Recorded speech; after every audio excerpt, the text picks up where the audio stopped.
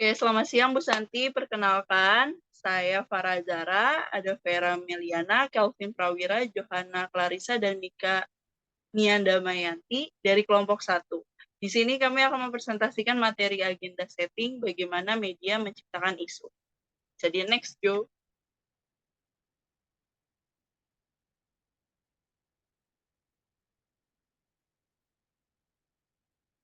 Oke, apa itu agenda setting? Next. Nah, di sini bisa kita lihat ya, ada kasus dari Verdi Sambo. Nah, jadi sebelum masuk penjelasan apa itu agenda setting, di sini saya memberikan satu contoh, yaitu berita mengenai pembunuhan Brigadir Joshua oleh Verdi Sambo. Nah, kasus ini ada di tahun 2022 hingga 2023, dan media Indonesia banyak sekali mengangkat kasus Verdi Sambo ini. Sedikit penjelasan, kasus ini bermula dari kejanggalan kematian Brigadir Joshua yang ditembak oleh Baradae. Menurut pengakuan pihak Sambo, yakni terjadinya saling tembak-menembak di rumah dinasnya. Motif pembunuhan tersebut yakni lantaran pelecehan seksual yang diduga dilakukan oleh Joshua kepada istri Sambo, yaitu Putri Chandrawati. Awalnya ada 2 laporan yang dibuat ke Polres Jakarta Selatan, yakni laporan tentang dugaan percobaan pembunuhan terhadap Barada Richard Eliezer dan laporan oleh Putri Chandrawati terkait dengan dugaan pembunuhan, pelecehan, dan ancaman kekerasan di Duren 3. Walaupun begitu, kasus Sambo ini menarik perhatian media karena misteri dan teka-teki di balik kasus ini. Misteri dari hilangnya rekaman CCTV di lokasi kejadian, alur cerita yang membuat masyarakat penasaran, hingga kebohongan yang diungkap oleh Baradae. Hampir setiap persidangan ditampilkan secara live di media dengan terbuka, dan hasil persidangan juga dibahas dalam aneka talk show di televisi maupun YouTube. Dan hampir 7 bulan penuh media di Indonesia memberitakan persidangan kasus Verdi Sambo, dan kasus Verdi Sambo ini memperlihatkan bagaimana kekuatan media dalam menciptakan suatu isu. Lewat seleksi liputan yang diangkat, media akan menentukan apa yang penting dan isu apa yang tidak diberitakan. Liputan media ini kemudian memberikan efek ke publik. Efek ini dikenal dengan agenda setting, yakni kemampuan media dalam menempatkan isu yang dipandang oleh publik. Maka dari itu, kasus Verdi Sambo yang diberitakan oleh media mempunyai kemampuan dalam membuat isu menjadi penting, dan sebaliknya membuat isu lain menjadi tidak penting. Oke, bisa di next. Teori agenda setting menyatakan bahwa media mempunyai pengaruh dalam menentukan apa yang dianggap penting oleh publik. Dalam kasus Verdi Sambo ini, media menempatkan isu sebagai isu yang penting. Yang terlibat dari jumlah liputan kasus ini lebih besar dibandingkan dengan kasus-kasus lainnya. Terlepas dari apakah kasus ini bermutu atau tidak, faktanya kasus ini diberitakan secara terus-menerus yang dijadikan isu ini sebagai isu penting. Liputan ini akan mempengaruhi publik, karena kemudian publik akan menilai kasus Verdi Sambo ini sebagai isu yang penting dan mengalahkan isu lainnya. Agenda setting telah dikemukakan oleh Bernard Cohen tahun 1963 yang mengatakan media mungkin tidak berhasil memberitahu orang apa yang harus dipikirkan, tapi media berhasil memberitahu pembaca tentang apa yang harus dipertimbangkan. Selanjutnya ada Maxwell Malcolms dan Donald Shaw, seorang ahli yang berhasil membuktikan secara empiris bekerjanya agenda setting. Nah, Malcolms dan Shaw ini membuat studi di wilayah Capitol Hill selama kampanye pemilu presiden di Amerika Serikat di tahun 1968. Pertama kali, mereka membuat analisis isi mengenai isu yang menonjol dalam liputan surat kabar lokal dan nasional. Isu tersebut kemudian di-ranking dari yang paling penting hingga yang tidak penting. Mereka kemudian membuat survei dan menanyakan kepada responden isu apa yang dipandang paling penting. Dan jawaban responden ini kemudian di-ranking dari yang paling penting hingga tidak terpenting. Dari 2 data ini kemudian dikorelasikan. Next. Agenda setting mempunyai 2 konsep utama. Yang pertama, agenda media, yaitu daftar isu atau peristiwa yang diberikan oleh media yang diukur dengan cara menghitung frekuensi pemberitaan suatu isu dan pentingnya isu tersebut di media. Nah, misalnya lewat penempatan berita di halaman surat kabar atau segmen di program berita televisi, penambahan foto atau visual lain yang membuat suatu isu itu menjadi menonjol dibandingkan dengan isu lain. Lanjut ada frekuensi dan kemenonjolan isu, itu kemudian diurutkan dari isu atau peristiwa yang paling banyak diberitakan hingga ke paling sedikit yang diberitakan. Yang kedua, itu ada agenda publik atau daftar isu atau peristiwa yang ada dalam pikiran publik yang diukur dengan menanyakan kepada responden melalui survei. Nah, jawaban responden ini kemudian juga diurutkan dari paling yang penting hingga ke tidak penting. Teori agenda setting ini mempunyai hipotesis ada korelasi antara agenda setting media dan publik. Next, Jo. Oke, selanjutnya di sini saya akan menjelaskan mengenai agenda setting dan realitasnya. Boleh lanjut? Isu atau topik yang diangkat oleh media tidak selalu sama dengan kenyataan atau realitas yang sesungguhnya. Di sini, sebuah isu itu sebenarnya bukan masalah penting. Bisa menjadi isu penting ketika media terus-menerus memberitakan isu tersebut. Sebuah studi yang memperlihatkan bagaimana agenda setting media tidak sama dengan realitas dilakukan oleh Fankhauser pada tahun 1973.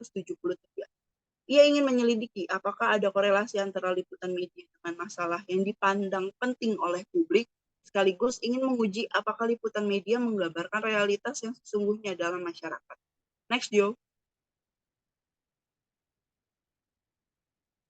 Oke, di sini Fankhauser membagi peristiwa ke dua kategori. Yang pertama itu peristiwa spontan atau spontaneous, yang artinya peristiwa spontan ini merujuk kepada peristiwa yang alamiah atau terjadi dengan sendirinya. Yang kedua ada peristiwa buatan atau manufaktur, yang artinya peristiwa dilakukan dengan sengaja atau dibuat oleh individu atau sekelompok. Nah, ada kecenderungan media lebih banyak meliputi peristiwa buatan. Sebagai akibat, topik liputan yang diangkat oleh media tidak menggambarkan masalah yang sebenarnya yang ada dalam masyarakat. Next, Johanna.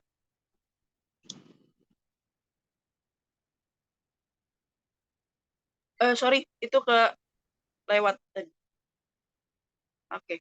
Arti penting studi Fankhauser. Nah, di sini memperlihatkan bagaimana liputan media sering kali tidak sejalan dengan realitas yang terjadi, merujuk pada konsep berita yang dibentuk dengan dan spontan.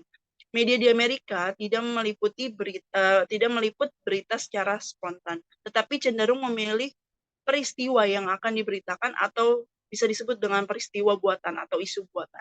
Contohnya kasus kerusuhan ras yang banyak tidak diberitakan oleh media di sana, padahal dalam kenyataannya kasus kerusuhan ini banyak sekali terjadi. Atau bisa disimpulkan, isu yang diangkat oleh media tidak selalu sama dengan kenyataan atau realitas. Oke, next.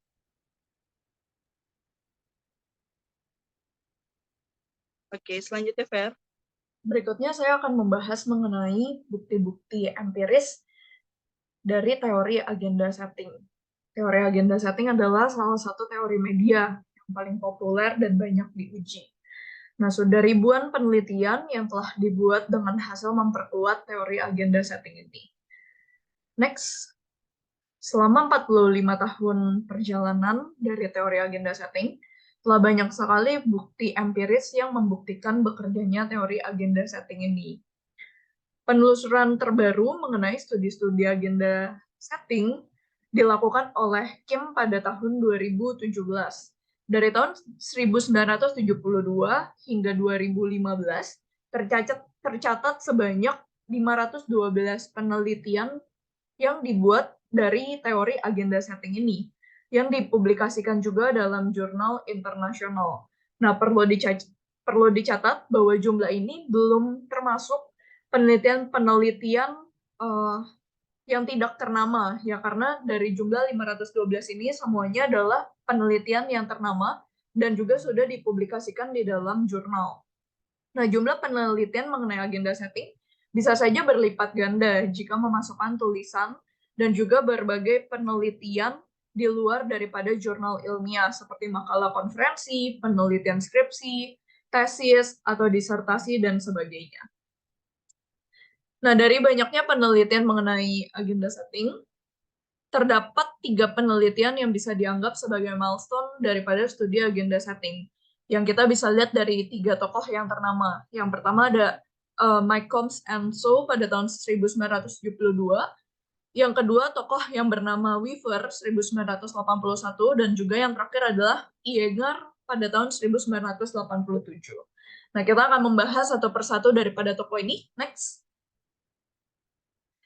Dari Mike Combs and So mengatakan bahwa studi klasik mengenai agenda setting dilakukan oleh mereka pada masa pemilihan presiden di Amerika pada tahun 1968. Nah, mereka berdua memusatkan perhatian pada apa dampak dari pemberitaan media terhadap penentuan agenda yang dimiliki oleh publik. Ya, apakah liputan media selama masa kampanye pemilu mempengaruhi pandangan pemilih tentang pentingnya isu-isu tersebut. Nah, penelitian ini dilakukan di Chapel Hills, sebuah kota kecil di North Carolina pada 18 September hingga 6 Oktober pada tahun 1968. Wilayah ini dipilih karena kekuatan Partai Demokrat dan Republik yang relatif seimbang. Next, tokoh yang kedua.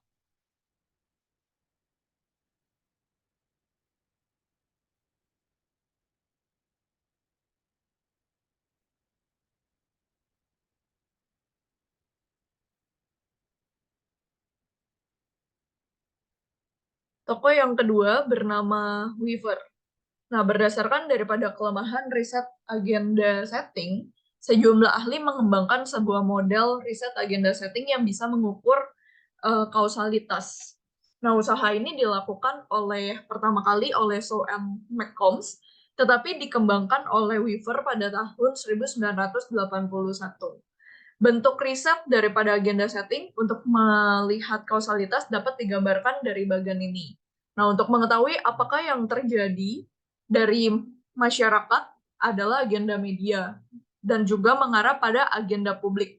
Nah, dari bagian ini bisa dibalik seperti agenda publik yang mengacu pada menghasilkan sebuah agenda media.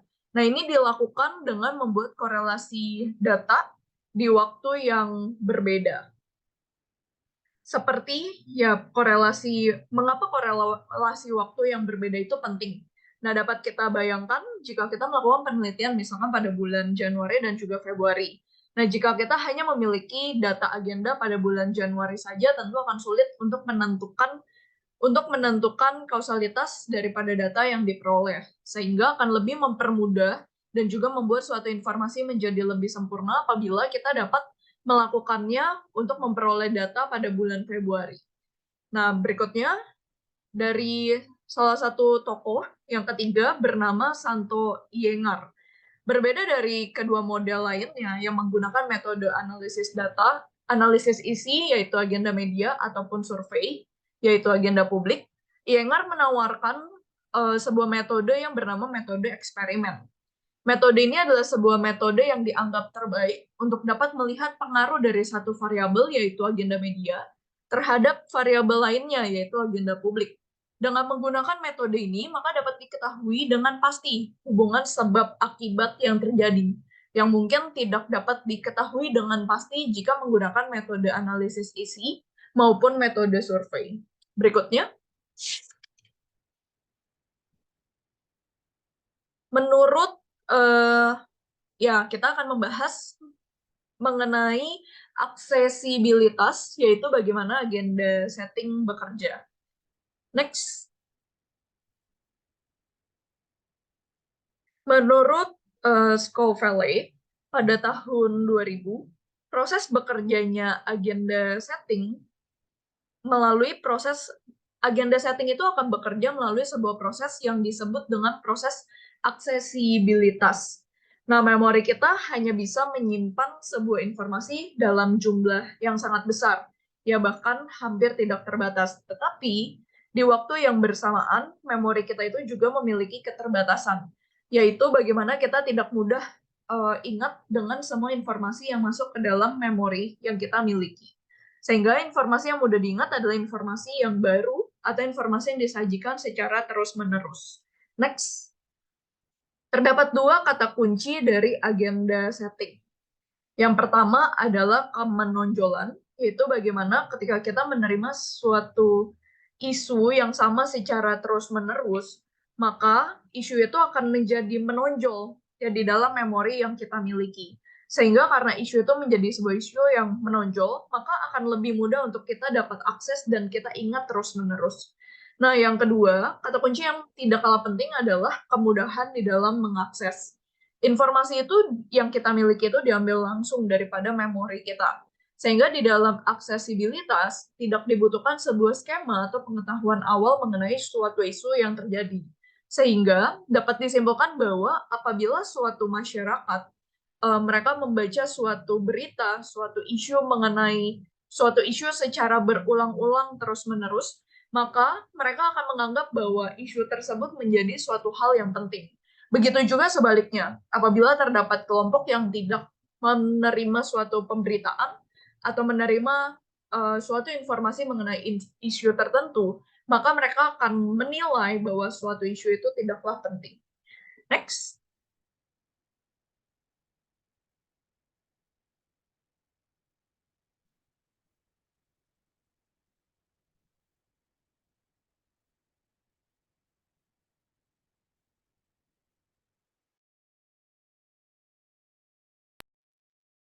Selanjutnya ada variabel moderator.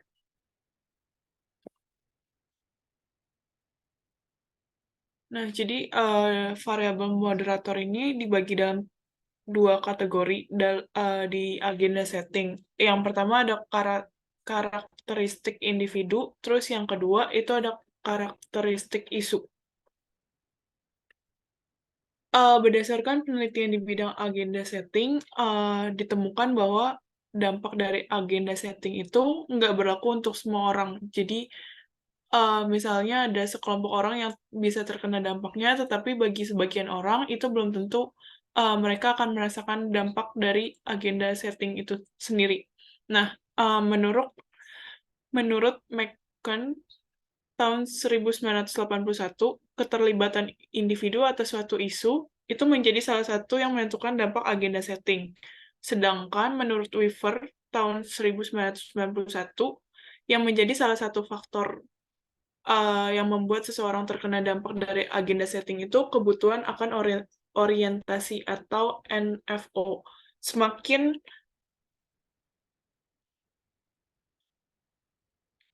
dia merasa membutuhkan informasi tersebut, dia akan semakin terlibat dalam mencari informasi itu.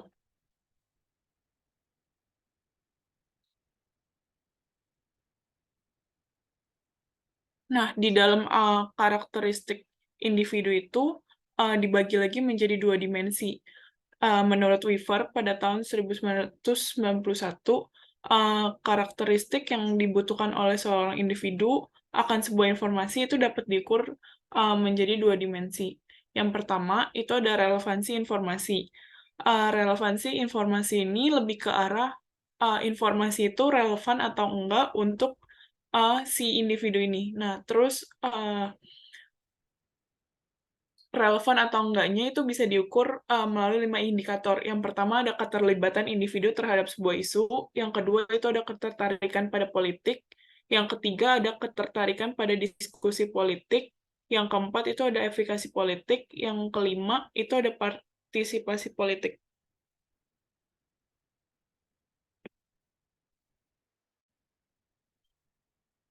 Nah, yang kedua itu ada ketidakpastian berkaitan dengan subjek pesan. Individu menggunakan informasi untuk mengurangi ketidakpastian yang dapat diukur dengan identifikasi parti, kesamaan pendapat dengan pendapat lingkungan sendiri sekitar. Yang ketiga itu ada kepastian atas kandidat yang dipilih. Nah, Weaver menekankan kalau misalnya individu yang memiliki karakteristik ini itu memiliki orientasi yang besar terhadap sebuah informasi dan akan lebih terpengaruh oleh agenda setting yang dibuat oleh media apabila sudah waktunya. Jadi, kalau seandainya dia merasa belum tertarik, mereka nggak akan terpengaruh sama apa yang sudah diberitakan oleh si media. Nah, untuk karakteristik isu, itu teori agenda setting tidak dapat bekerja terhadap semua isu karena sebuah isu dapat dirubah menjadi isu penting di mata publik apabila terdapat penonjolan berita dan frekuensi. Menurut Zucker, pada tahun 1979, isu dibagi menjadi dua. Yang pertama, itu ada isu menonjol, yang kedua ada isu tidak menonjol. Isu menonjol itu merupakan sebuah permasalahan yang berkaitan dengan kehidupan sehari-hari. Contohnya seperti kenaikan harga barang. Sedangkan kalau yang tidak menonjol, itu sebuah permasalahan yang tidak terjadi, yang tidak berkaitan dengan kehidupan sehari-hari. Contohnya kayak kerusakan hutan. Nah, ada aspek lain selain yang sudah disebutkan sebelumnya yang dapat menjadikan sebuah isu itu penting, yaitu kekonkretan sebuah isu. Lalu, menurut Iagade dan Dozier, pada tahun 1990, ada dua kategori isu yang dapat diubah oleh media menjadi agenda publik. Yang pertama, itu ada isu abstrak, yang kedua, itu ada isu konkret. Isu abstrak itu lebih sulit dibayangkan karena tidak berkaitan dengan kehidupan sehari-hari. Sedangkan kalau yang konkret, dia jauh lebih mudah daripada isu abstrak karena dia berkaitan dengan kehidupan sehari-hari.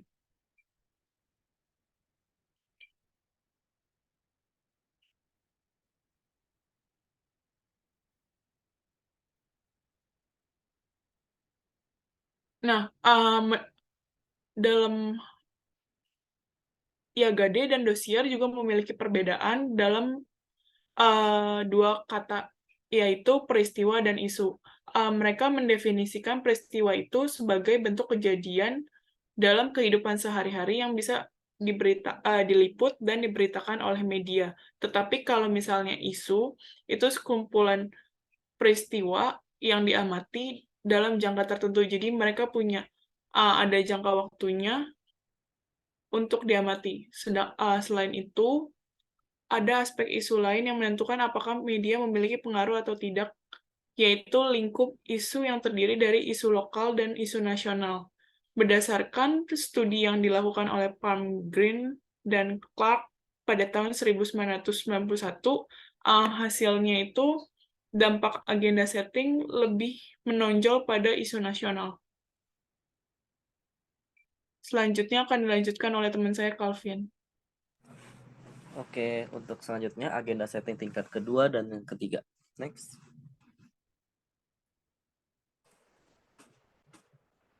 Oke, sebenarnya ada agenda setting itu ada 3 tingkat. Tingkat pertama, tingkat kedua, dan tingkat ketiga.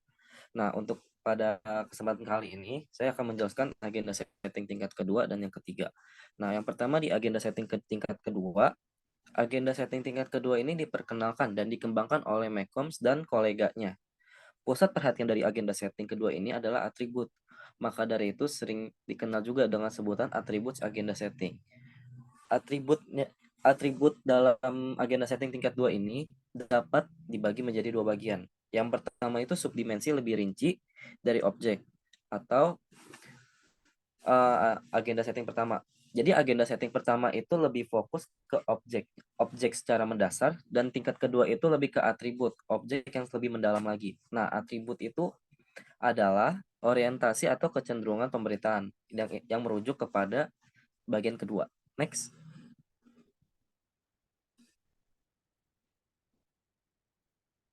Nah, yang ketiga, munculnya agenda setting tingkat ketiga. Agenda setting tingkat ketiga ini diperkenalkan oleh mahasiswanya McCombs. Menurut mahasiswa McCombs, contohnya seperti Guo dan banyak lagi, studi dari tingkat ketiga ini lahir akibat kritik terhadap studi agenda setting tingkat pertama maupun tingkat kedua. Agenda setting tingkat ketiga ini mengoreksi kelemahan agenda setting sebelumnya, seperti karena teori agenda setting mengasumsikan individu rasional dan karena atributnya tidak saling berhubungan. Nah, kalau misalkan kalian punya bukunya, ada gambarnya juga perbedaan dari agenda setting tingkat pertama, kedua, dan ketiga. Yang pertama itu lebih mendasar, yang kedua lebih mendalam, yang ketiga bakal lebih mendalam lagi, gitu. Lebih rumit lagi. Gambarnya ada di Google. Oke, next.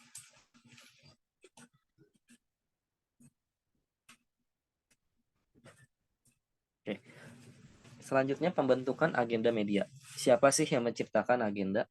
Next. Nah, siapa atau apa yang membentuk agenda media? Yang membentuk agenda media itu adalah McCombs dan Weaver. Nah, McCombs dan Weaver ini menyebutkan ada 3 faktor yang mengapa mereka menciptakan agenda media. Yang pertama itu, lapisan pertamanya adalah norma media. Norma media mencakup praktik nilai-nilai berita di sebuah media hingga rutinitas pemberitaan. Kenapa mereka menyebutkan ada tiga faktor? 3 faktor itu menjadi 3 lapisan karena menurut mereka, menurut McCombs dan Weaver ini, agenda media ini sama aja kayak bawang. Ada lapisannya. Lapisan dari kulit, isi, terus isi dalamnya lagi. Gitu. Oke, lanjut.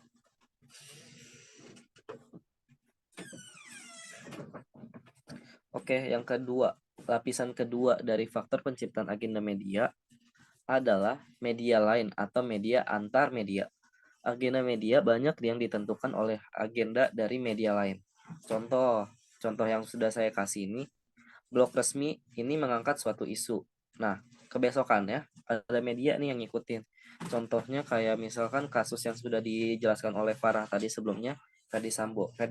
Kasus dari Ferdi Sambo itu pasti berawal diangkat dari satu media.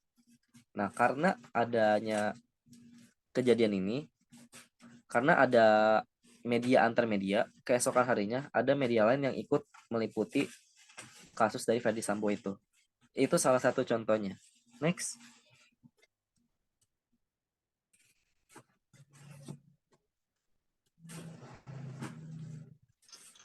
Oke.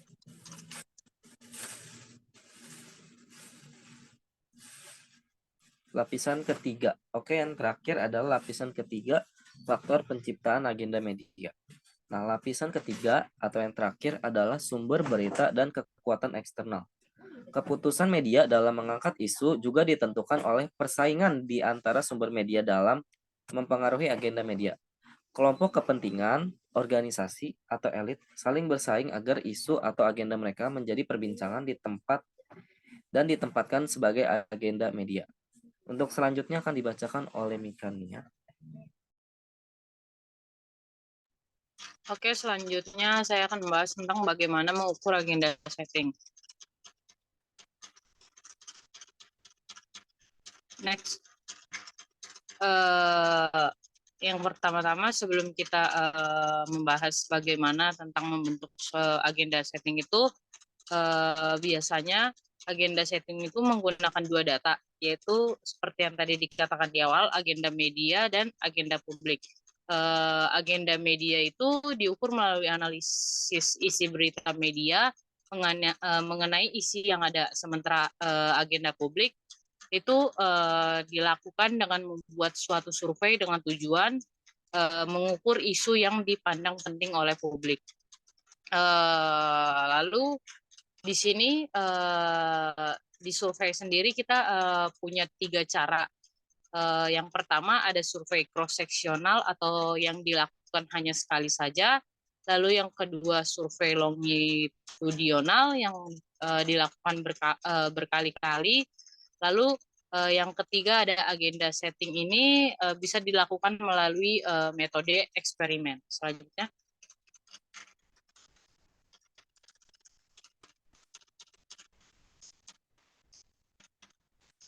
Oke, kita akan membahas survei yang pertama, yaitu survei cross-seksional.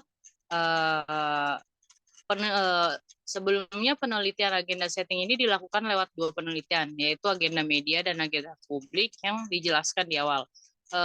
Agenda media ini didefinisikan sebagai isu yang dipandang penting oleh media. Lalu agenda media ini biasanya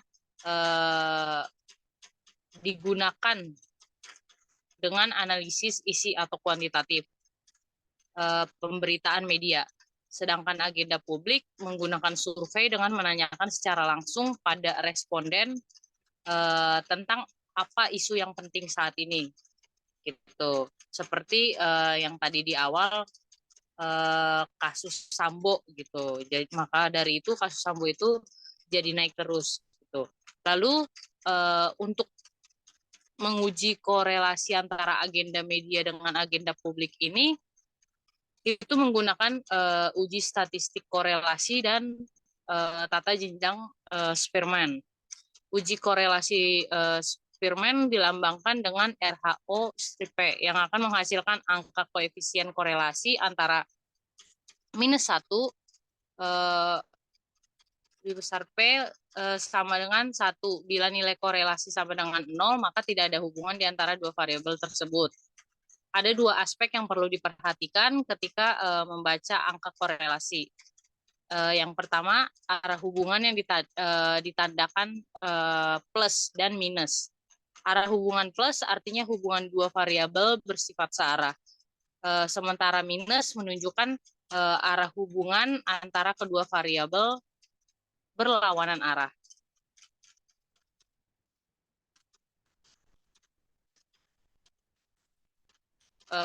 Lalu yang kedua ada survei longitudinal, yaitu sebelumnya model standar dalam penelitian agenda setting ini tidak mengukur korelasi atau hubungan asosiasi kedua variabel dengan alasan karena desain riset tidak mengukur kausalitas sulit untuk dipastikan agenda mana yang lebih dulu muncul, apakah agenda media atau publik gitu. Lalu riset juga tidak memperhitungkan time lag atau jangka waktu isi media yang mempengaruhi publik. Agenda setting media dan publik diukur secara bersamaan. Lalu beberapa ahli juga mengembangkan sebuah model riset agenda setting yang dapat mengukur kausalitas sendiri.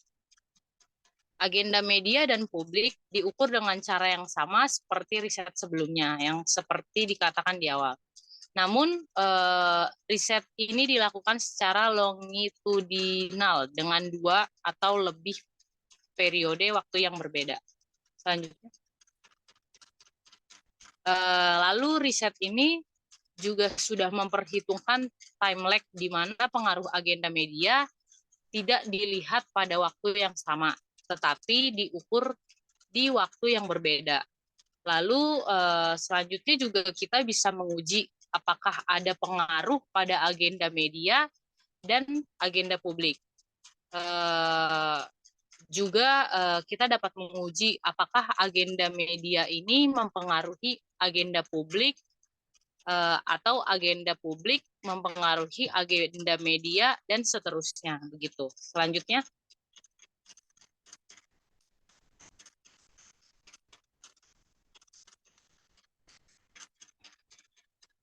Nah, lalu yang terakhir ada eksperimen. Agenda setting ini juga dapat diukur melalui metode eksperimen seperti yang tadi dijelaskan. Lalu salah satu kelebihan metode ini ialah peneliti dapat menciptakan situasi buatan berupa manipulasi untuk melihat pengaruh sebab dan akibat. Desain eksperimen desain eksperimen untuk menguji teori agenda setting ini merupakan peneliti membuat 2 kelompok, yaitu kelompok eksperimen dan kelompok kontrol. Nah, dalam sebelumnya terdapat variabel independen. Variabel independen itu apa sih? Variabel independen itu merupakan agenda media gitu. Untuk mengukurnya, para peneliti bisa membuat perlakuan berupa manipulasi berita dengan menampilkan isu yang ingin diketahui dalam jumlah besar. Lalu variabel ini juga bisa dibuat dengan memberikan informasi atau subjek penelitian tayangan berita mengenai terorisme dalam jumlah besar. Lalu tayangan ini juga diberikan pada kelompok perlakuan, sedangkan kelompok kontrol diberikan berita tanpa tayangan terorisme. Sekian presentasi dari kami. Terima kasih.